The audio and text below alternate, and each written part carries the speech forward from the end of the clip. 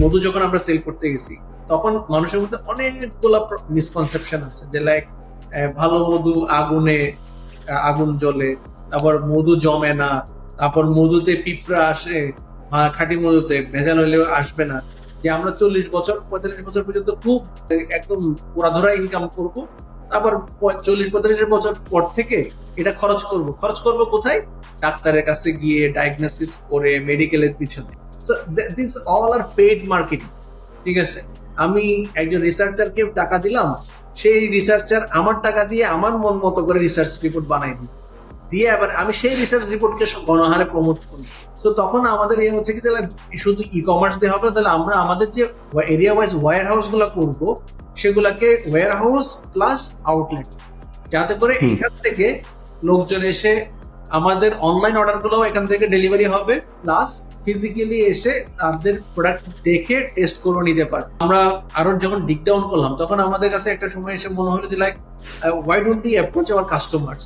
আমাদের প্রজেকশন হচ্ছে কি যে লাইক নেক্সট 3 years এর মধ্যে 2 to 3 years এর মধ্যে আমাদের 100 crore রেভিনিউ বিট করা পার যাওয়া। আমি তো বাসায় থাকলেই হয়তো সবচেয়ে বেশি স্ট্রেস থাকে, রেদার অফিসে আসলে মনে করেন যে আমার সব স্ট্রেস উঠে যায়।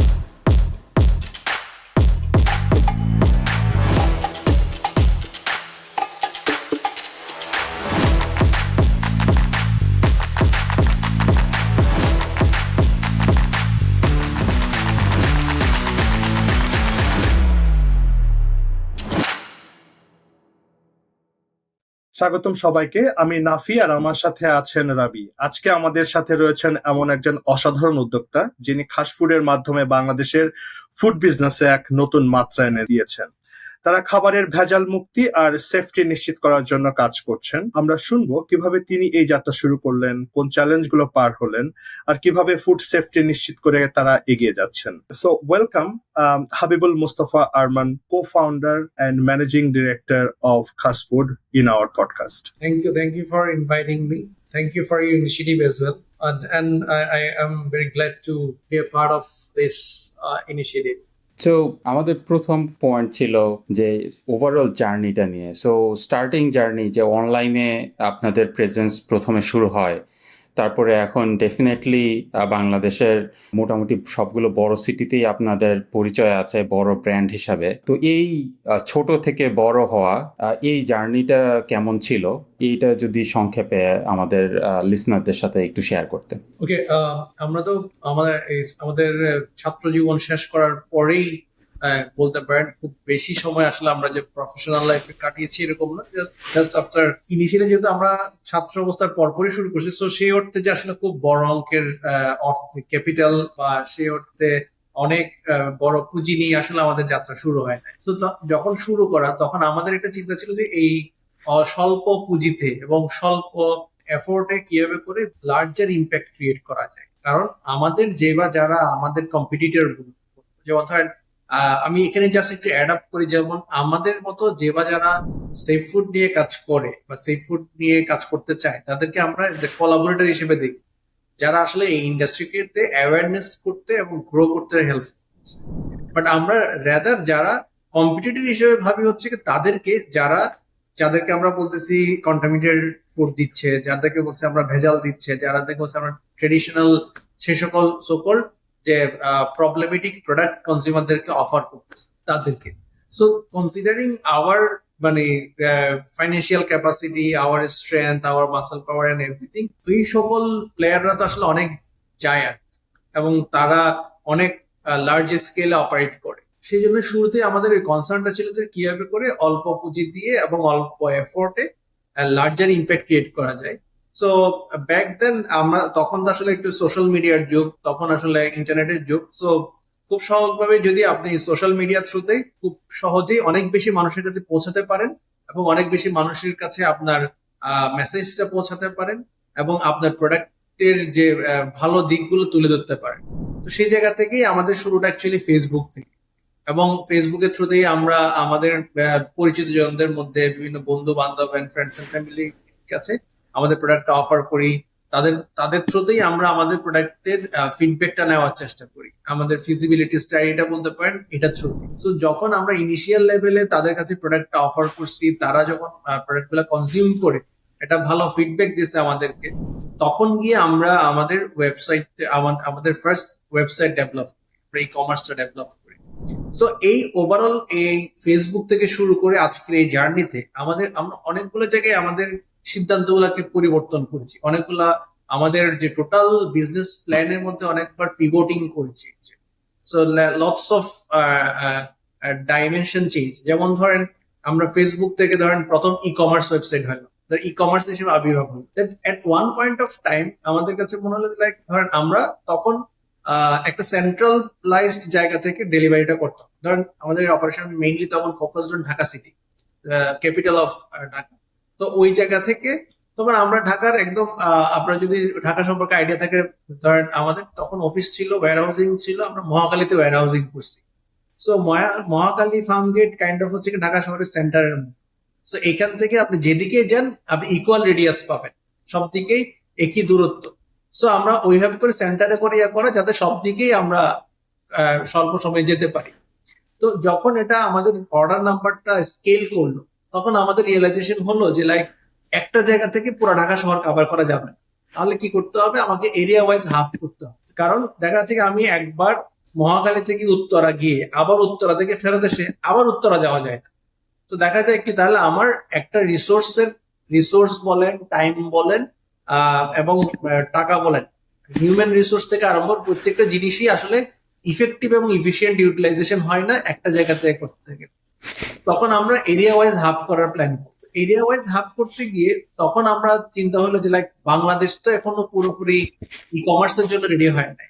বাংলাদেশের এখনো যারা এল্ডার জেনারেশন তারা অ্যাকচুয়ালি এখনো টাচ এন্ড ফিলে বিশ্বাস করে, তারা এখনো ফিজিক্যালি জিনিসগুলো গিয়ে কিনতে পছন্দ করে। তারা এখনো গিয়ে বাজারের ওই যে মাছের ফুল কাটা তুলে ধরা বা সবজিটা একটু হাতে ধরে দেখা, ওই জিনিসটাতে তারা এখনো বিশ্বাস করে। এবং বাজারে গিয়ে বাজার করাটা অনেকের ক্ষেত্রে এটা অনেকটা হচ্ছে কি তাদের হবির মতো, এটা তাদের জন্য একটা রিল্যাক্সেশনের ব্যাপার, প্রেশার রিলিজ করে এরকম। সো তখন আমাদের হচ্ছে কি তাহলে শুধু ই কমার্স দিয়ে হবে, তাহলে আমরা আমাদের যে এরিয়া ওয়াইজ ওয়্যার হাউস গুলা করবো সেগুলাকে ওয়্যার হাউস প্লাস আউটলেট, যাতে করে এখান থেকে লোকজন এসে আমাদের অনলাইন অর্ডার গুলো এখান থেকে ডেলিভারি হবে, প্লাস ফিজিক্যালি এসে তাদের প্রোডাক্ট দেখে টেস্ট করে নিতে পারে। যখন আমরা আপনার বিজনেসটা নিয়ে একটু রিসার্চ করছিলাম, তো আমি আসলে পুরা লোকেশন দেখছিলাম, এন্ড বিফোর দ্য হোমওয়ার্ক আমি রাবির সাথে বলছিলাম যে প্রবাবলি আপনাদের এই লোকেশন গুলো এমন ভাবে ডিজাইন করা so that in Dhaka city you can distribute very nicely, মানে এটা হাবও হতে পারে এন্ড ডিস্ট্রিবিউশন কাজটাও হতে পারে। বাট রবিয়ানা এন্ড আমরা শিওর ছিলাম না, but you explained it on point very nicely. ভাই আমাদের নেক্সট কোশ্চেনটা হচ্ছে যে এই যে এখন তো মার্কেট প্রাইস খুবই ফ্লাকচুয়েট করে, তাই না? সো এটার কারণে ধরেন ফার্মার অথবা প্রডিউসার তারাও impacted and consumer in the end consumer তারাও ইম্প্যাক্টেড। এই টাফ টাইমটা বা এই সিচুয়েশন গুলা অ্যাজ এ এন্টারপ্রেনার যারা এই food safety and security make sure করেন, আপনারা কিভাবে এটা নিয়ে কাজ করছেন? এখানে আমরা প্রথম যে জায়গাটা বলি যে ফার্মার এন্ড যারা আমাদের কন্ট্রাক্ট ম্যানুফ্যাকচারার হিসেবে কাজ করে বা সাপ্লাই হিসেবে কাজ করে বা ফার্মার হিসেবে কাজ করে, সো এখানে আমরা তাদের জন্য আসলে ফেয়ার প্রাইসটা এনশিওর করার ট্রাই। সো এটার জন্য আমরা যেটা, কারণ তাদেরকে বিফোর গোয়িং টু প্রোডাকশন আমাদের এক ধরনের তাদের আশ্বস্ত করতে হয় যে ভাই তুমি যদি এই প্রোডাক্টটা আমাদের যে প্রোডাক্টের স্পেসিফিকেশন আছে সেটা অনুযায়ী তৈরি করো এবং আমাদের রেসিপিতে তৈরি করো, তাহলে তোমার যে খরচটা যাবে সেই খরচটাতে ওইটাকে অনার করে ওইটার সাথে যে মার্কআপ অ্যাড করেই আমরা তোমার এই প্রোডাক্টটা নিব। So before going to production আমাকে তাকে এই তার যে ন্যায্য মূল্য পাবে এবং তার যে টোটাল প্রোডাকশনটা এটা যে আমরা পারচেস করে নিব সেই জিনিসটা তাকে আশ্বস্ত করতে হয়, তাকে এটার এসিউরিটি দিতে হয়। কারণ হচ্ছে কি আমার যে কোয়ালিটি রিকোয়ারমেন্ট, কোয়ালিটি স্ট্যান্ডার্ড সেটা প্রডিউস করতে যে প্রাইস তাকে ইনকার করা লাগে, অনেক ক্ষেত্রে দেখা যায় কি সে ট্রেডিশনাল মার্কেটে যখন সে এটা সেল করতে যায় সে এই প্রাইস পাবে না। তার তার মানে হচ্ছে কি, সে যদি আমি কোনো কারণে তার এই প্রোডাক্টটা রিজেক্ট করে দেই, তাকে কিন্তু টোটালি সে তার কস্ট প্রাইসের চেয়ে কম প্রাইসে কি তাকে এই জিনিসটা সেল করতে হবে। তো এই জন্য আমরা প্রত্যেকটা যারা আমাদের কন্ট্রাক্ট ম্যানুফ্যাকচারার আছে, কন্ট্রাক্ট সাপ্লায়ার আছে বা কন্ট্রাক্ট ফার্মার আছে, তাদের সাথে আমরা একটা বাইং এর যে এগ্রিমেন্ট, কমিটমেন্টের জায়গা থাকা এবং ফেয়ার প্রাইসটা এনশিওর করার জন্য ওইটা আমরা এনশিওর। এখন যেটা আসেন হচ্ছে কি কনজিউমারের যে জায়গাটা, কনজিউমারের জায়গার ক্ষেত্রে হচ্ছে কি আমরা যে মানুষজনকে উৎসাহিত করে আসলে হেলদি লাইফস্টাইলের জন্য। তো ধরেন একটা জিনিস হচ্ছে কি আমরা আমাদের খাবারের যে ফুড হ্যাবিট, ফুড হ্যাবিটটা আসলে এত বেশি কন্টামিনেটেড, মানে ডিস্টর্টেড হয়ে গেছে আসলে। এটাকে যেটা বলবো যে লাইক ধরেন আমাদের খাবার, আপনি যদি কিছু ন্যাচারাল ব্যাপার স্যাপার আছে যে মানুষই আমরাই একমাত্র প্রাণী যারা হচ্ছে কি দিনেও খায় রাতেও খায়। সো আবার আপনি যদি দেখেন আপনার বাইরের দেশগুলোতে মানুষজন 7টার মধ্যে মোটামুটি তাদের খাওয়া দাওয়া শেষ, 7টা ম্যাক্স 8টার মধ্যে তাদের ডিনার শেষ। এখন আমরা বাঙালিরা এখন খাবারের টাইম 10টা, রাতে 10টা 11টা বাজে আমরা ডিনার করি। মাঝখান দিয়ে আবার হচ্ছে কি এই যে বিকেল বেলা গিয়ে আবার এখানে বিভিন্ন ধরনের নাস্তা যুগ হয়েছে, বিভিন্ন ধরনের জাঙ্ক ফুড যুগ হয়েছে। সো এই যে ধরেন আমরা এক গাদা খাবার খাচ্ছি, 3বার 4বার 5বার করে খাইতেছি, কিন্তু আসলে এই ফুড কোয়ালিটি ফুড হচ্ছে, আমাকে কতটুকু ব্যালেন্সড নিউট্রিশন দিচ্ছে, কতটুকু আমার ভ্যালু ক্যারি করতেছে, সেই জায়গাটাতে আসলে আমরা খেয়াল করি না। যার কারণে হচ্ছে কি আমি অনেক টাকা বার্ন করতেছি, কিন্তু তার এগেনস্টে আমি ফুড ভ্যালু পাইতেছি কম।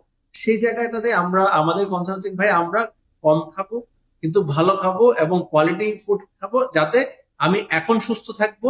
প্লাস দেশে এখন নর্মস হয়ে গেছে কি যে আমরা 40 বছর 45 বছর পর্যন্ত খুব একদম ওড়াধরা ইনকাম করব, তারপর 40-45 বছর পর থেকে এটা খরচ করব কোথায়? ডাক্তারের কাছে গিয়ে ডায়াগনোসিস করে মেডিকেলের পিছনে।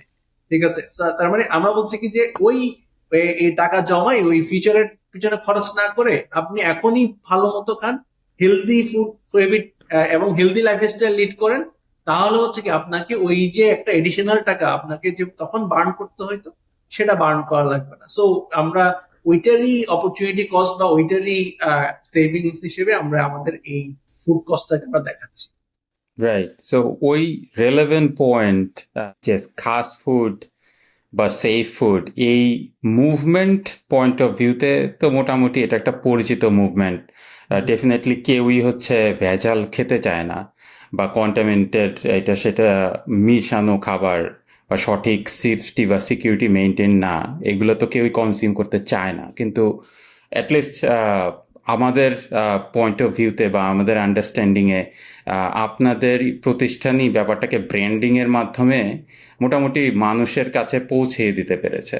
সো এখন ব্র্যান্ডিংটা যদি ভালোভাবে এনশিওর করা যায়, তাহলে আপনাদের সাইড থেকে এই সেফটি সিকিউরিটিটা অ্যাজ এ সাপ্লায়ার বা অ্যাজ এ ডিস্ট্রিবিউটর বা to some extent as a producer, আপনারা এটা কিভাবে মেনটেন করেন বা এনশিওর করেন যে আসলেই যে ব্র্যান্ডের সাথে কোয়ালিটিটা কি প্রোডাক্টের মাধ্যমে যাচ্ছে কিনা? এখানে মানে আমাদের কিছু জিনিস আমরা আসলে অ্যাওয়ারনেস বিল্ডিং এর ব্যাপার আছে, এডুকেশনের ব্যাপার থাকে। ধরেন আমরা শুরুর দিকে একটা মেজর পোর্শন অফ টাইম আসলে আমরা ব্যয় করছি হচ্ছে কনজিউমার এডুকেশনের ব্যাপারে, অ্যাওয়ারনেস এর ব্যাপারে। লাইক মধু যখন আমরা সেল করতে গেছি তখন মানুষের মধ্যে অনেকগুলো মিসকনসেপশন আছে যে লাইক ভালো মধু আগুন জ্বলে, তারপর মধু জমে না, তারপর মধুতে পিঁপড়া আসে, খাঁটি মধুতে ভেজাল হইলেও আসবে না। তো এরকম লটস অফ মিসকনসেপশন আছে। সো এবং এটা হচ্ছে কি জানেন যে লাইক পৃথিবীতে যে যতগুলা আসলে পারসেপশন বলেন, পারসেপশন বা মিসকনসেপশন যাই বলেন, এগুলো আসলে ব্যবসায়ীরা বা মার্কেটিয়াররা তাদের প্রয়োজনের সাপেক্ষে বিভিন্ন সময়ে টাকা দিয়ে এই সকল ধরেন, এই যে ধরেন সরিষার তেল খারাপ, কে বললো সরিষার তেল খারাপ? So this all are paid marketing. ঠিক আছে, আমি একজন রিসার্চারকে টাকা দিলাম, সেই রিসার্চার আমার টাকা দিয়ে আমার মন মতো করে রিসার্চ রিপোর্ট বানাই দিই, দিয়ে আবার আমি সেই রিসার্চ রিপোর্টকে গণহারে প্রমোট করি। এই যে ধরেন আমরা কি করছে, আমরা মার্কেটিং এর থ্রুতে, আমাদের ব্র্যান্ডিং এর থ্রুতে এমন বিভিন্ন মিসকনসেপশন বা পারসেপশন গ্রো করাইছে কনজিউমারদের মধ্যে, সেটাই অরিজিনাল পারসেপশন হয়ে গেছে, লাইক আজকে ওই ভুলটাই এখন সবাই মনে করছে এটাই ঠিক। সো আমাদের প্রথম দিকের কাজটা ছিল আগে মানুষজনকে ওইটাতে নিয়ে আসা, যে লাইক ভাই কোনটা সঠিক সেটা তাকে আসলে প্রপারলি অ্যাওয়্যার করা। যাক আলহামদুলিল্লাহ, এই যে এখন কিন্তু মানুষজন এইগুলা ভাই মধু জমে গেছে কেন, এই ধরনের প্রশ্ন কেউ এখন আর করে না।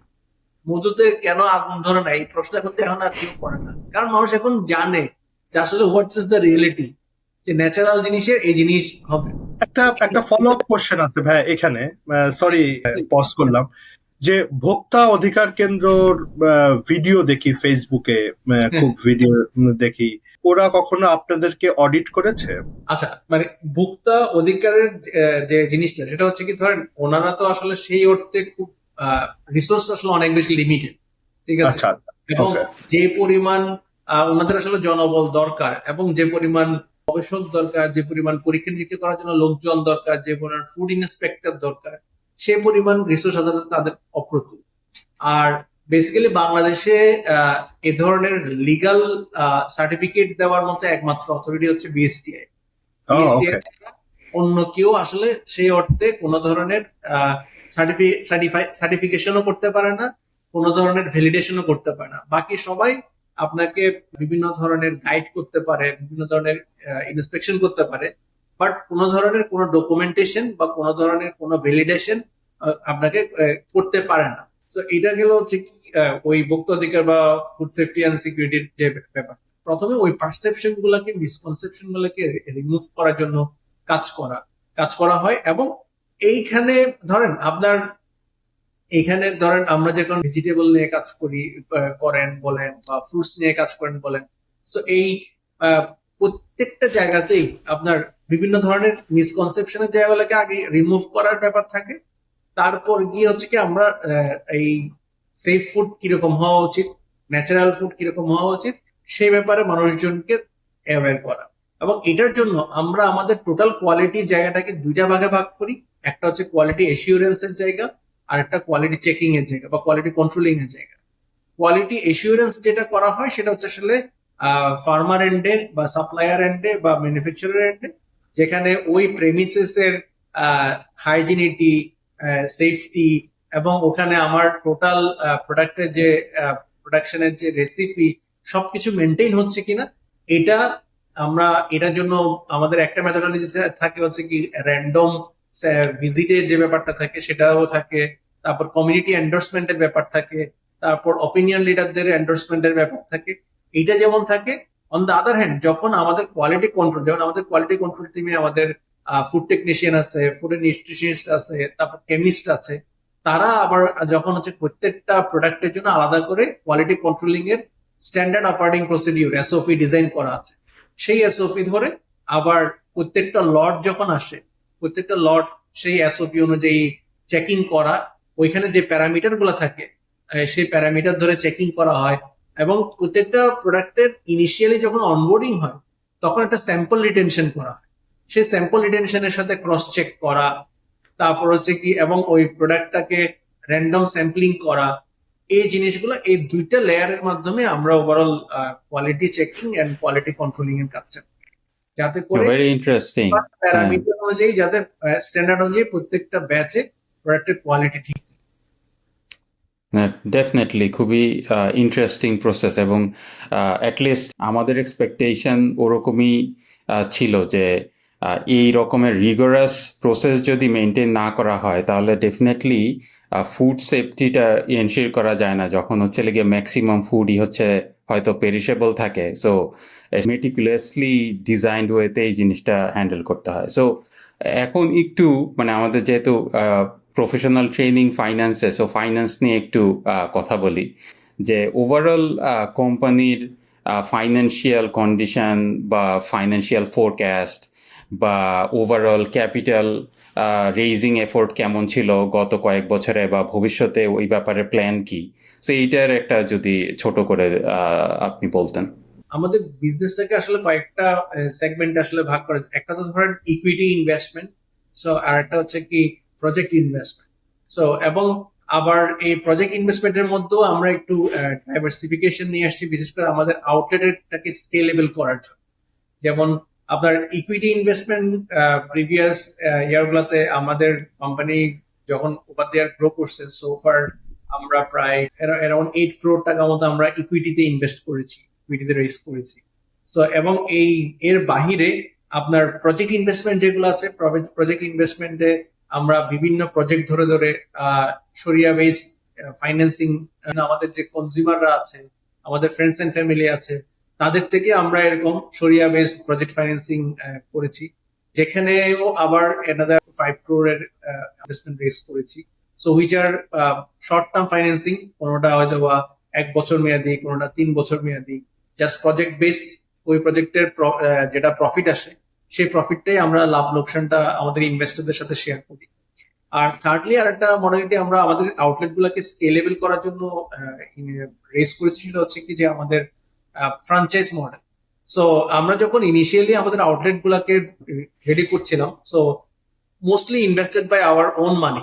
সো এটা যখন করতেছিলাম তখন মনে হলো যে লাইক আমরা যদি নিজের টাকা দিয়ে ভাবে আউটলেট করতে থাকি, সো এটা আসলে খুব বেশি স্কেলেবল না, কারণ একটা আউটলেট করতে অ্যারাউন্ড 30 লাখ টাকা মিনিমাম ইনভেস্টমেন্ট লাগে। সো এই 30 লাখ টাকা করে যদি আমি একটা অ্যাসেটের পিছনে খরচ করতে থাকি, তাহলে দেখা যায় কি আমার সব টাকা এই অ্যাসেটের পিছনে চলে যাবে এই সো তখন আমরা যে একটা ফ্রাঞ্চাইজ মডেল নিয়ে আসলাম, যে ইনভেস্টর মানে ফ্রাঞ্চাইজিরা ইনভেস্ট করবে। সো একটা হতে পারে ফ্রাঞ্চাইজি নিজে ম্যানেজ করতে পারে, অথবা খাস ফুড ম্যানেজ করতে পারে। So the franchisee investment, franchisee own, Khaas food managed, যেটার মাধ্যমে ধরুন আমাদের আমাদের আউটলেটটাকে আমরা স্কেলেবল করতে পারছি। সো এখন আমাদের যে ফিউচার টাইমলাইন, সেটা অনুযায়ী আমাদের প্রজেকশন হচ্ছে কি যে নেক্সট 3 years এর মধ্যে, 2 to 3 years এর মধ্যে আমাদের 100 crore রেভিনিউ বিট করা পার হয়ে যাওয়া নেক্সট 3 years এর মধ্যে। এবং এটা করার জন্য আমাদের আমরা অলরেডি যে 4টা মেজর সিটিতে আমাদের যে আউটলেট প্রেজেন্স আছে, এটার বাহিরেও আমাদের প্ল্যান হচ্ছে কি নেক্সট 5 years এর মধ্যে আমরা 64 ডিস্ট্রিক্টে মিনিমাম একটা করে হলেও আমাদের আউটলেটের প্রেজেন্স থাকবে।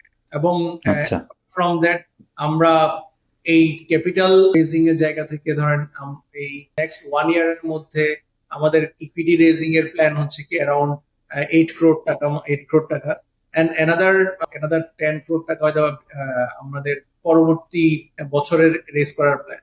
এবং আমাদের ওকে, প্ল্যান ছিল হচ্ছে 2027 বা 28-এর দিকে গিয়ে ক্যাপিটাল মার্কেটে এনলিস্টমেন্ট হওয়া, আইপিও তে আসা। সো হুম হুম, এটার জন্য আমাদের ওভারঅল যে কমপ্লায়েন্স, আমাদের যে ইনভেস্টমেন্ট রেডিনেস এবং যে যে প্যারামিটার গুলা মেনটেন করা লাগে, সেই প্যারামিটার গুলো আমরা মোটামুটি ইন লাইন আছি।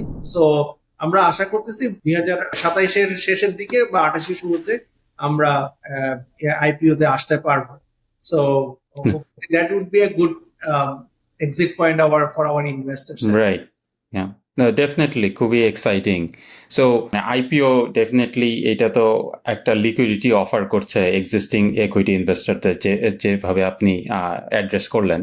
সো একটু মানে সাইড করে যদি আমরা সারিয়া বেসড ক্রাউড ফান্ডিং টপিকটাতে আরেকটু হাইলাইট করার চেষ্টা করি। সো যেহেতু আইডিয়াটা মানে হয়তো আইডিয়া হিসাবে মানুষের একটা বেসিক আইডিয়া আছে, কিন্তু ওভারঅল এটার এক্সিকিউশন কিভাবে হবে এই সেন্সটা তো হচ্ছে মার্কেটে ওই রকম হয়তো এক্সাম্পল নাই, বা হয়তো সাকসেসফুল কোনো এক্সাম্পল নাই। তো আপনাদের সাইড থেকে ব্যাপারটাকে আপনারা এক্সিকিউশনে যখন আনলেন বা যখন আনছেন, তখন আপনাদের এক্সপিরিয়েন্সটা কেমন?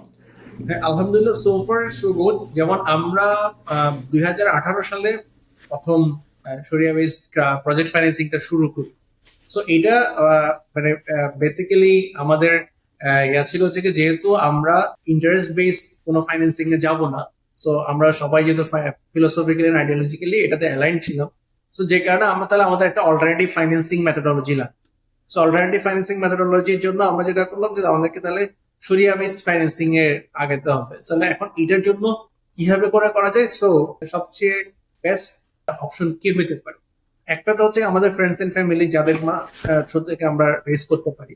তো পরে যখন আমাদের আরো একটা ব্রেন স্টর্মিং করলাম, তখন আমরা দেখলাম যে একটা বড় অংশ লোকজনের কাছে টাকা আছে, যারা হচ্ছে কি ধরেন হয়তো বা একটু রিটায়ারমেন্টের দিকে গেছে, বা তাদের এখন এই মুহূর্তে অলসত্ব আছে, এরকম টাইপ। কিন্তু আরো যদি আমরা আরো যখন ডিক ডাউন করলাম, তখন আমাদের কাছে একটা সময় এসে মনে হলো যে like why don't we approach our customers. কারণ যেহেতু তারা তাদের ফুডের মতো জিনিসটাকে, একটা কমপ্লিকেটেড জিনিসকে সে ব্যাপার তারা আমাদেরকে ট্রাস্ট করছে, যারা আমাদের প্রতি অনেক বেশি লয়াল, তাদেরকে কেননা আমরা অ্যাপ্রোচ করি, যেহেতু তারা অলরেডি আমাদেরকে ব্র্যান্ডকে আমাদেরকে চিনে, আমাদেরকে জানে, আমাদের উপর তাদের একটা আস্থা আছে, এবং তাদের ফুডের মতো, তাদের খাবারের মতো একটা জিনিসটাকে তারা আমাদেরকে চুজ করে নিচ্ছে, তাহলে তাদেরকে আমরা অ্যাপ্রোচ করে দেখি। এবং আলহামদুলিল্লাহ দেখলাম যে আমাদের যারা লয়াল কনজিউমাররা আছেন, যারা কাস্টমার আছেন, তারা আমাদেরকে মানে একদম অনেক বেশি পজিটিভ রেসপন্স দিয়েছে। সো যেটা যেটার পরে আমরা যখন আমাদের consumer একবার রেস করা, আমাদেরকে আর পিছন ফিরে তাকাতে হয় নাই। দেখা যাচ্ছে কি ওইটাই আমাদের জন্য একটা খুব সাফল্য এনে দিয়েছে। সো আমরা আমাদের যে প্রজেক্ট বেসড ফাইন্যান্সিং গুলো করার ক্ষেত্রে যে জিনিসটা করি হচ্ছে কি, যখন যে প্রজেক্টটার জন্য আমরা ফাইন্যান্সিংটা নিচ্ছি, ওই স্পেসিফিক প্রজেক্টটাতে আমরা শুধুমাত্র এটাকে এলোকেট করি এবং অ্যাসাইন করি, এবং ওই প্রজেক্টের টোটাল হিসাব নিকাশটা আলাদাভাবে মেনটেন করা হয়। তখন এটা প্রপার ট্রেসেবিলিটি থাকে যে আমার রেভিনিউ এবং এই প্রজেক্টের সাথে কি কি খরচ সম্পৃক্ত, সেটা থেকেই যখন বাদ দিয়ে হয়ে যায়, তাহলে আর এডিশনাল বার্ডেন ইনভেস্টরের উপরও থাকে না, আবার আমরাও জিনিসটাকে আলাদাভাবে ট্রেসেবল করতে পারি। এবং দেখা গেছে কি ইয়ার অন ইয়ার আমাদের এটাতে ইনভেস্টমেন্ট বাড়ছে।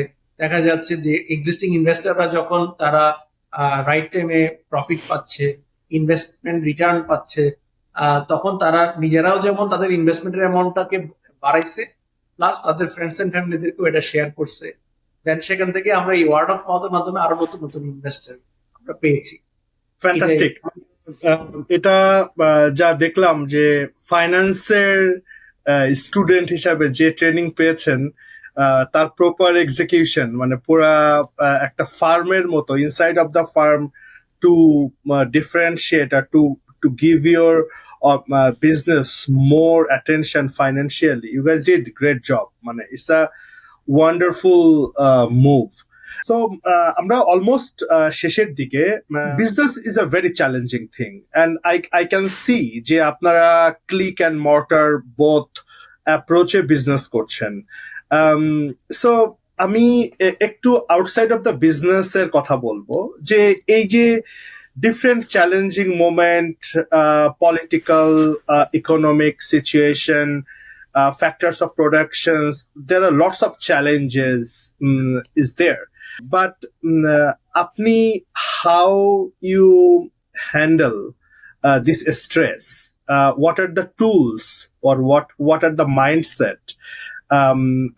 Mentally আপনি কিভাবে রেজিলিয়েন্ট থাকেন, অথবা মেন্টালি স্ট্রং থাকার জন্য কোন ধরনের টুলস আপনি এক্সারসাইজ করেন, যদি একটু শেয়ার করতেন তাহলে খুব ভালো হতো। আচ্ছা, ফার্স্ট অফ অল যে জিনিস হচ্ছে, ধরেন আমরা তো এন্টারপ্রেনিউর যারা, তারা তো হচ্ছে কি খুবই আশাবাদী প্রাণী, ঠিক আছে। সো ধরেন আমরা তো ধরেন চরম নৈরাশ্যের মধ্যেও এটার মধ্যে হোপ খুঁজে পাই। সো না হলে হয়তো বা এন্টারপ্রেনারশিপটা করা হতো না, কারণ এভরি সিঙ্গেল ডে, কারণ আমাদের স্টার্ট হয় every single day is a new struggle, new battle. So and secondly যে জিনিসটা মানে আমাদের আমি আমার ইয়াতে বলি যে লাইক, যখন আমি যত খারাপই থাকি, যত বাজে সিচুয়েশন থাকি, whenever I enters my office, আমার টিম মেম্বারদেরকে যখন দেখি, আমার কলিগদেরকে দেখি, তো যখন মনে হয় না it's my own family, it's my own house, মানে তখন আসলে ধরেন আমি আমি মানে এই সবচেয়ে আমার যে পার্টনার বা আমার ওয়াইফ এন্ড আদার্স ফ্যামিলি লোকজন, আমি তো বাসায় থাকলেই হয়তো সবচেয়ে বেশি স্ট্রেস থাকে, রেদার অফিসে আসলে মনে করেন যে আমার সব স্ট্রেস উঠে যায়। সো এই কারণে ধরেন মানে সবকিছু কেন জানি ধরেন অটোমেটিক্যালি এটা গায়েব হয়ে যায়। সো দ্যাটস কারণ এটা ইটস বিকজ ধরেন আমি আমার যে পারপাসটা নিয়ে কাজ করি, যে কজের জন্য কাজ করি, that I am very much passionate about, ঠিক আছে। এবং এই ওভারঅল এই ব্যবসাটাকে ধরেন আমাদের থেকে আমরা, it's not about it's only money making machine, it's a worldly thing, এরকম ব্যাপার না আমাদের কাছে। সো আমরা জিনিসটা হচ্ছে কি, একদিকে যেমন এটা আমাদের হালাল ইনকাম ইনশিওর করতেছে, অন্যদিকে এটার মাধ্যমে আমরা যাতে আমরা এইখানে ব্যবসাটাকে এমন ভাবে করা যাতে করে এটা আমাদের পরকালীন মুক্তির জন্য পথ হতে পারে, এবং এই যে কাজগুলা যে অ্যাক্টিভিটিস গুলা করতেছি সেটা যাতে আমার জন্য সৎকারে জারিয়া হতে পারে। আমি আমি আছি, আমার পর আমার ফিউচার জেনারেশন বা আরো অন্যান্য যে বা যারা আছে তারা যখন কাজ করবে, আমরা সবসময় আমরা একটা গুড কজের জন্য কাজ করতেছি, এটা আমরা বিলিভ করি যে মানুষজন ভালো খেলে ভালো থাকবে, সুস্থ থাকবে, প্রোডাক্টিভ থাকবে, এবং এটার মাধ্যমে তার অন্তর থেকেই সে দোয়া করবে। এন্ড এই যে একটা যে লাইক ধরেন আমি একটা জিনিস আমাদের এটা বলেছি, ধরেন আমি হয়তো বা টাকার দিক থেকে 2 টাকা লস হলো, কিন্তু আমি তো মানে পুরোপুরি এটা আমার জন্য লস না। আমার জন্য তো আমি হয়তো এখন এখন পাচ্ছি না, হয়তো পরকালীন জীবনের জন্য এটা তোলা থাকলো, বা আফটার ডেথের পরে যে আমাদের যে অনন্তকালের জীবন সেটার জন্য তোলা থাকলো। অ্যান্ড অ্যানাদার থিং ইজ আমাদের যে আমার কো-ফাউন্ডার, আমার partner, so is very much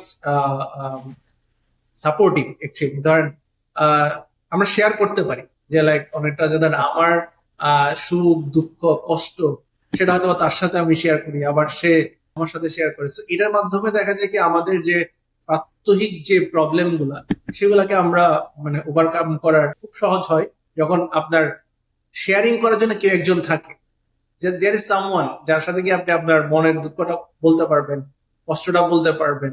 আহ এই যখন আপনার অনুভূতির মধ্যে থাকে তখন অটোমেটিক্যালি এটা হয়। আর সবশেষে আমাদের তো আল্লাহ আছেন, তো মুসলমানদের তো ধরেন আর কোনো কিছু না থাকলেও দিন শেষে হচ্ছে কি যে like আল্লাহর কাছে গিয়ে করা, যে প্রার্থনার মাধ্যমে, এইটাই হচ্ছে কি ওভারঅল আমাদের রিল্যাক্সেশনের জায়গা। থ্যাংক ইউ হাবিবুল মোস্তাফা ভাই, it's really very good to know আপনার যে ইনসাইট শেয়ার করলেন। আমরা একটু ডিফারেন্ট অ্যাপ্রোচে আপনাকে কোশ্চেন করেছি, মানে we already went through different types of podcast আর ডিফারেন্ট টাইপস অফ আপনার ইন্টারভিউ। সো পরে ভাবলাম যে ইউনো যে কোশ্চেন গুলো অলরেডি মার্কেটে আছে বা অনেকে জানে, let's not focus on that, একটু ডিফারেন্ট ভাবে আপনাকে আমরা জানার চেষ্টা করছি, and you explained it very nicely.